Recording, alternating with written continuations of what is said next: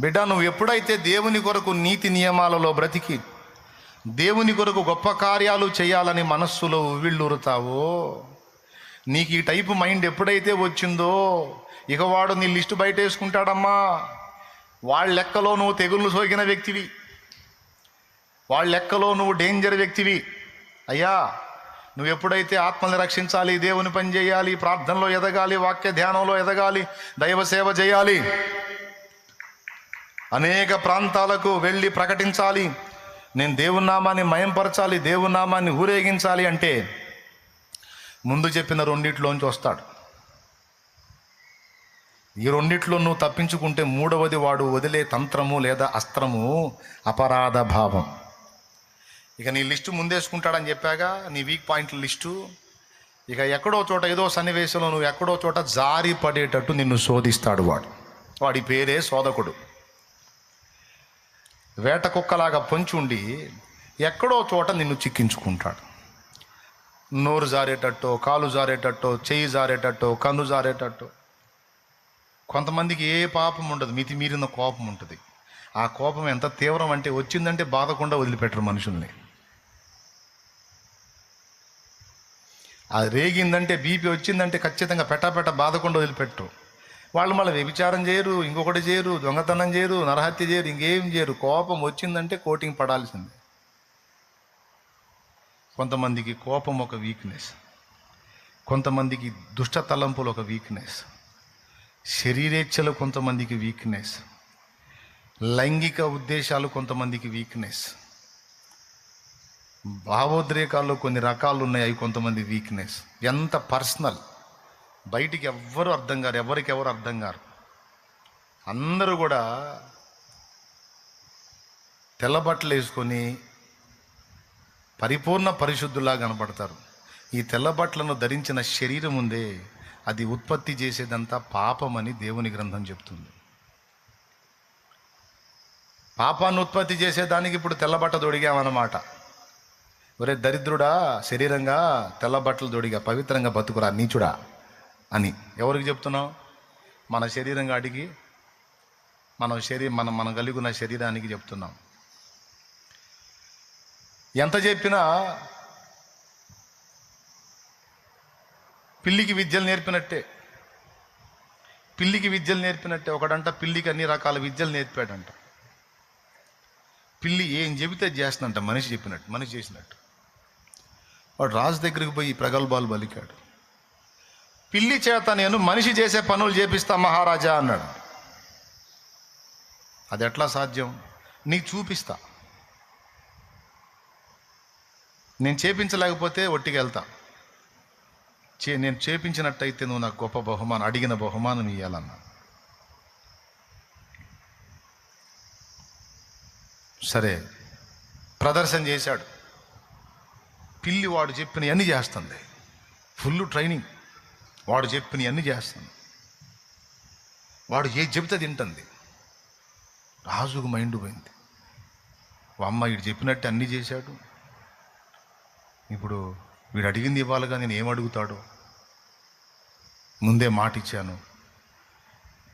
ఏం చేద్దాం మంత్రి, పిల్లికేంది వీళ్ళంటే ట్రైనింగ్ ఇచ్చాడని మంత్రితో మాట్లాడితే, మంత్రులు అందుకేగా ఉండేది, ఐడియాల కోసమేగా. మంత్రి అన్నాడు, మహారాజా మీరేం భయపడకండి, రేపు కూడా వాడిని రమ్మనండి, ఇదే ప్రదర్శన చేయమనండి అన్నాడు. ఓయి, నీ ప్రదర్శన మాకు బాగుగా నచ్చినది, రేపు రమ్ము, రేపు కూడా మా ఎదుట ఇలాగే ప్రదర్శించుము, రేపు కూడా నీ పిల్లి ఇలాగే చేయగలిగితే నీవు కోరిన బహుమానం ఇస్తానని చెప్పండి అన్నాడు. సరే, అట్లనే చెప్పాడు మహారాజు. వాడు మరుసటి రోజు వచ్చాడు. ఇప్పుడు పిల్లికి పాత్ర ఇచ్చి, వాడు అన్ని పనులు చేపిస్తున్నాడు, పిల్లికి పాత్ర ఇచ్చి ఇది తీసుకెళ్ళి నీవు మహారాజుకు అందించు అన్నాడు. అది పిల్లి 2 కాళ్ళ మీద నిలబడి 2 కాళ్ళతో ఆ పాత్ర పట్టుకొని నడుస్తుంది. రే ఏంది వింత అని మహారాజు ఆశ్చర్యం. ఈలోపు మంత్రి ఏం చేశాడంటే, ముందే తెచ్చిన ఎలుకను ఒకదాన్ని వదిలాడు దాని కళ్ళ ముందు. ఎలుక కనబడనంత వరకు అది మన మాట వింటది. కుక్క అయినా అంతే. పక్క బజారు కుక్క మన వీధిలో కనపడనంత వరకే మన కుక్క మన మాట వింటది. పక్క బజారు కుక్కలంత ఐక్యత లేదు, కుక్కలంత కొట్లాట లేదు. నిజంగా అండి, కుక్కలంత ఐక్యత లేదు, కుక్కలంత కొట్లాట లేదు. ఇది అరిస్తే పక్క బజార్లో ధరిసిద్దా? ఐక్యత. అలాగా నా బజార్ది ఈ బజారుకు వచ్చిందా? మీకు తెలియదేముంది? ఇక ఏందో దీని ఆస్తంతా అది రాపించుకొని పోయినట్టు అనుకుంటా అస్సలు ఇక అవి ఇక దుమ్ము కొట్టుకుంటు తెలుసుగా మనకి. అది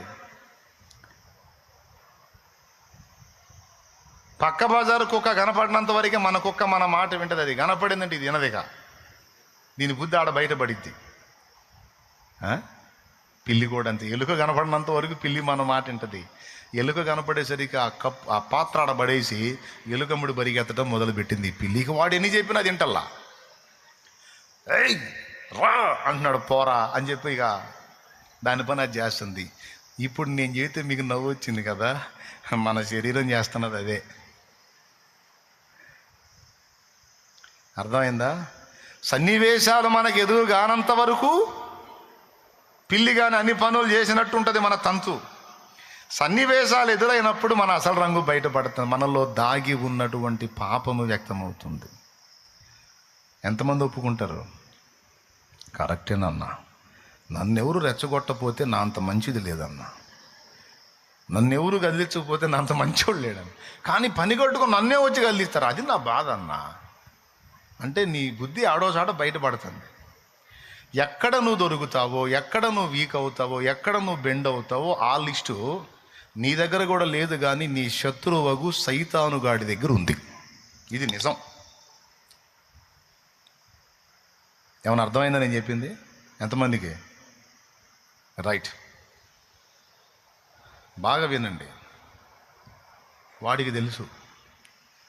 అందుకని నువ్వు ఎప్పుడైతే దేవుని కొరకు నిలబడాలనుకున్నావో, బలపడాలనుకున్నావో, బాగుపడాలనుకున్నావో, పని చేయాలనుకున్నావో, పెద్ద పెద్ద పనులకు నువ్వు పూనుకోవాలనుకున్నావో, వాడు దృష్టించి గురి చూసి ఎక్కడో చోట నువ్వు అడుగులు జారి పడేటట్టు చేస్తాడు. అడుగులు జారి పడేటట్టు చేసి పడ్డ దగ్గర నుంచి ఇక కూర్చుంటాడు నీ దగ్గర. వాడు పడేసేది వాడే, పడే పరిస్థితులు కల్పించేది వాడే, దానికి వాడికి కోఆపరేట్ చేసేది నా శరీరమే, వాడికి ఉప్పందించేది మన శరీరమే. దాన్ని ఆధారం చేసుకొని వాడు దెబ్బ కొడతాడు. కొట్టిన తర్వాత మళ్ళీ వదిలిపెట్టాడు వాడు, ఇక కూర్చుంటాడు. కూర్చొని జస్ట్ మీకు ఇస్కరియోతు యోధాను చూడండి. ఇస్కరియోతు యోధాను చూడండి. యూదా మనస్సులో, హృదయములో ఆలోచన పుట్టించింది ఎవరు? యోహాను సువార్త 13వ అధ్యాయము 1వ వచనం నుంచి చదివితే, ఆయనను అప్పగింపవలెనని అపవాది యూదా హృదయములో ఆలోచన పుట్టించి ఉండేనని రాసుంది చూడు.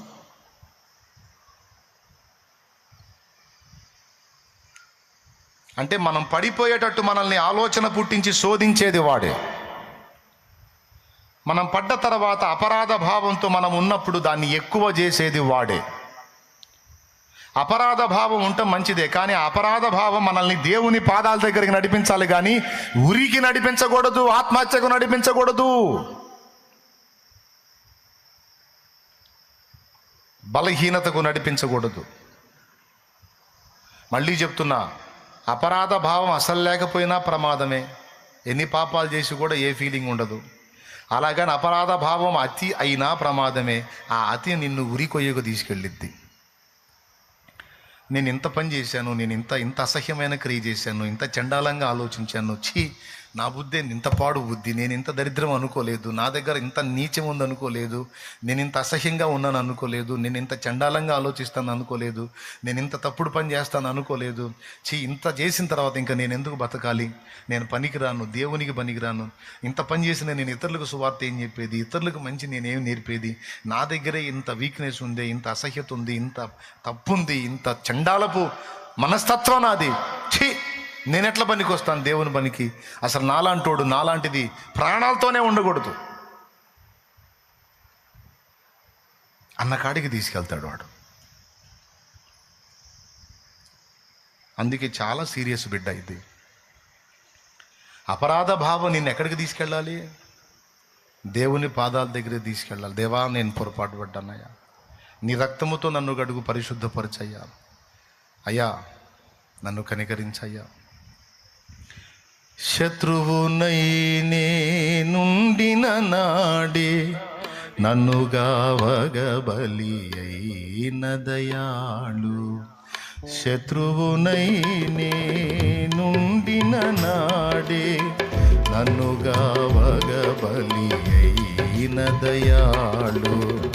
దాసుని దోషము లెంచకుమయ్యా, దాసుని దోషము లెంచకుమయ్యా. నీవుగాక నన్నెవరు క్షమింతురు, నీవుగాక నన్నెవరు క్షమింతురు, నీవుగాక నన్నెవరు దాతురు, నీవుగాక నన్నెవరు దాతురు. మరి ఒక తరి నేను గాయపరచితిని, ఘోరదురితుడనయ్యా, నీ దయ కోరి నిలిచితినయ్యా. దేవునికి మహిమ. దేవుని పాదాల దగ్గరికి పోవాలి. నేర్చిన జ్ఞానము వ్యర్థం బాయను, తీర్మానము బలహీనం బాయను. నేర్చిన జ్ఞానము వ్యర్థం బాయను, తీర్మానము బలహీనం బాయను.